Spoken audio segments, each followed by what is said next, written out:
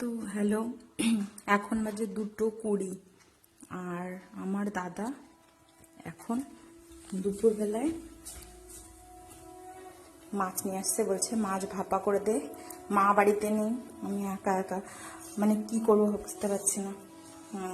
Chicken নিয়ে আসছে, বলছে সব কিছু রান্না করে দে, আমার একটা দাদা আসবে তার জন্য। অলরেডি আমি ডাল বেগুন ভাজি মাংসের আলু ভেজে রেখে দিয়েছি, আর এখন রান্না করব হচ্ছে চিকেন।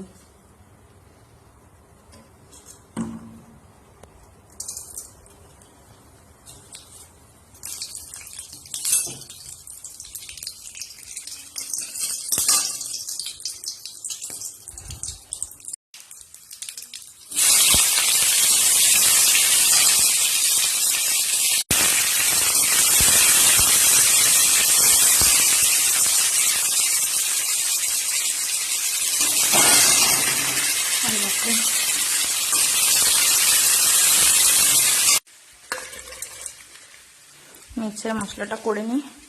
মা বাড়ি না থাকলে কিচ্ছু ভালো লাগে না, একা একা সব কিছু রান্না করতে এত কিছু বিরক্তিকর। তো পেঁয়াজটা ভালো করে ভাজা হয়ে গেছে, এবার মশলাটা দেবো, দিয়ে ভালো করে মশলা করে আমি চিকেনে ধনে পাতা দিচ্ছি। এই কেউ তোমরা চিকেনে ধনে পাতা দাও, আমাদের চিকেনে আমার এরকম করে খুব ভালো লাগে। এখানে মাংসের মশলাটা হতে থাকুক, একটু কষতে থাকুক, তার মধ্যে আমি মাছের এটা একটু রেডি করে নিই। এটা সরষে, পোস্ত, কাঁচা লঙ্কা, চারমগজ আর কাজু বাদাম বাটাটা করেছি।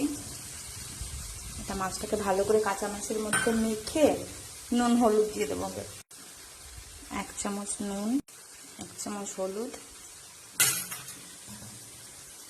এবার একটু কাঁচা তেল দিয়ে মাছটাকে ভালো করে মেখে নিতে হবে।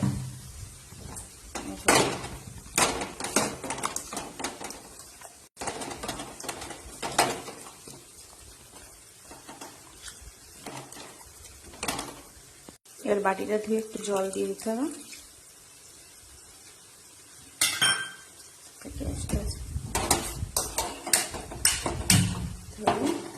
একটা কিছু দিয়ে ঢাকা দিয়ে ব্যাস এটা হতে দিতে হবে।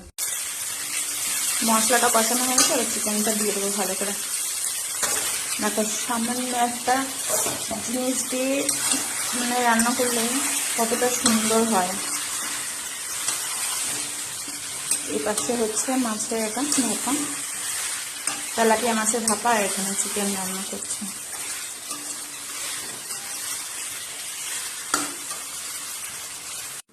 এখানে কটা কাঁচা লঙ্কা দিয়ে দিলাম, তাহলে এখানে সুন্দর একটা স্মেল বেরোবে, আর একটু ঝাল ঝাল হবে, খেতে খুব সুন্দর লাগবে।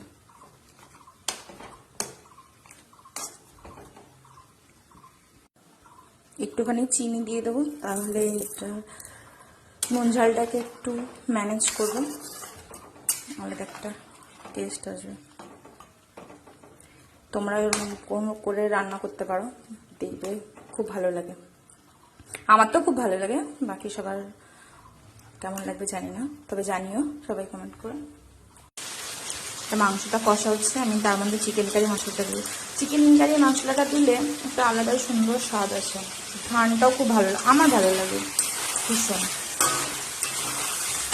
আর টক দই দিয়ে মাংসটাকে মেরিনেট করে রাখতে হবে 1 ঘন্টা, তাহলে ভীষণ মাংসটা নরম হবে, সেটাও ভালো লাগবে। আর এখানে এটা হচ্ছে প্রায় প্রায়